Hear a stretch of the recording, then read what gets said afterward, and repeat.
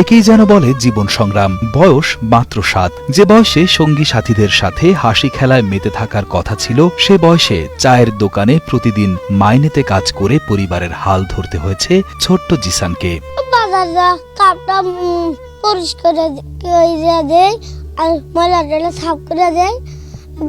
৫-১০টা দিলে বাজার করে আইনে আমি, আমার বোন, আমার নানি খাই।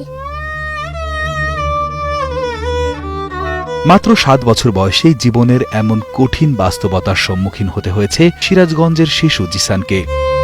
পরিবারের হাল ধরতে বাজারে চায়ের কাপ ধোয়া আর ময়লা পরিষ্কার করাই তার নিত্যদিনের কাজ।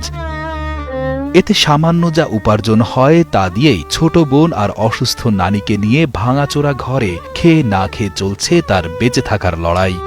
এ বয়সে যেখানে জিসানের বই খাতা নিয়ে স্কুলে যাওয়ার কথা, সেখানে তাকে লড়তে হচ্ছে জীবনের কঠিন বাস্তবতার সঙ্গে। বাপ মা তো আগে মেলা চলে আসে, আমার নানির কাছে থাকি আমি, নানি, আমার বোন।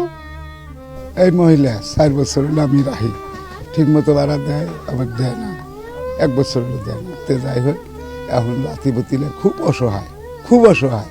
আবার যদি ভাড়া দিই কোনো জায়গায় থাকবো, সে জায়গার নেই। সিরাজগঞ্জের বেলকুচি উপজেলার ধুকুরিয়া বেড়া আকন্দপাড়ার বাসিন্দা ৭ বছরের শিশু জিসান, ৩ বছরের শিশু বোন জাকিয়া ও বৃদ্ধা নানিকে নিয়ে জরাজীর্ণ ভাড়া ঘরে তাদের বসবাস।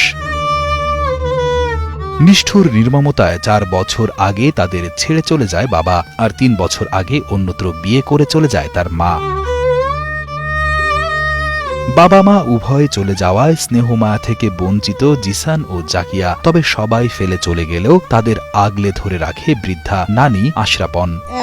বাপ তো চলে গেছে ৪ বছর আগে, মা আসিল, মাও ৩ বছর আগে একেবারে ফালা দিয়ে থিয়া অন্য জায়গায় বিয়ে বসে। এখন আমি নানি, আমি এখন এই দূর নাজুক চাল পাল ফালা দেহারি না, ফালা দেহারি না। এখন একজনের জায়গায় এসে আস্থাই নছি।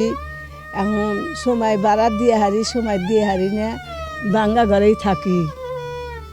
তার মধ্যে ঠান্ডা এসে বৃষ্টির পানি পড়ে, আবার জ্বর তুফান আসলে পরে আমি নাতিপুতি লিয়ে আর এক মেয়ে দৌড় পেরি।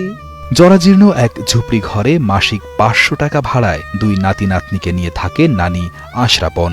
ছোট ছোট নাতি নাতনিদের মুখের অন্নের যোগান দিতে অন্যের বাড়িতে ছোটা কাজ ও চেয়ে চিনতে খাবার আনছেন বলে জানান অসহায় এই নানি।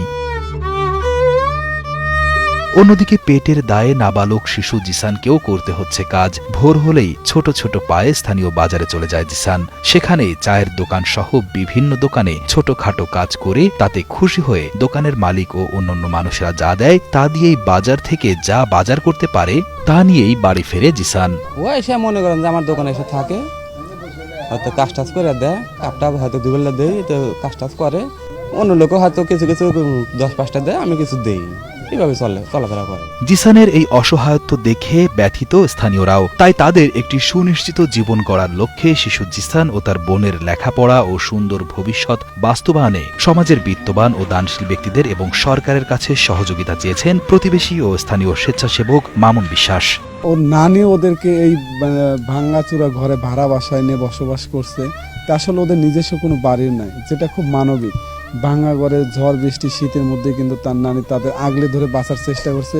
তা আমি দেশ এবং দেশের বাইরে যারা মানবিক ভাই বোন আছে তাদের পাশাপাশি সরকারকে অনুরোধ করব, তাদের যদি নিজস্ব একটা জায়গা এবং ঘরের ব্যবস্থা করে, তাহলে এই 2 ভাই বোনের জীবন পরিবর্তন হবে, বাঁচার মতো স্বপ্ন দেখবে।